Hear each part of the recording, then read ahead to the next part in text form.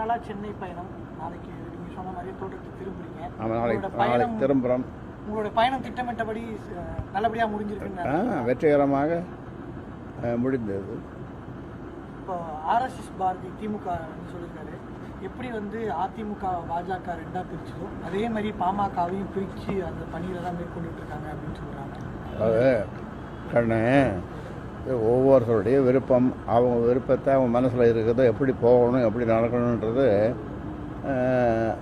அவங்க கூட இருந்தாங்க நல்லா சொல்லுவாங்க, இல்லைன்னா வேறு மாதிரி சொல்லுவாங்க. இதெல்லாம் வந்து ஆங்கிலத்தில் சொல்லுவாங்க, டேக் இட் ஈஸி.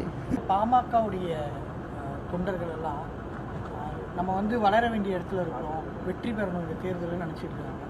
தொடர்ந்து உங்களுக்கும் உங்கள் மகன்களுக்குள்ளே இருக்கக்கூடிய அது சரி செய்யப்படும். சரி செய்யப்படும். சரி செய்தால்தான் தேர்தலை சந்திக்க முடியும்.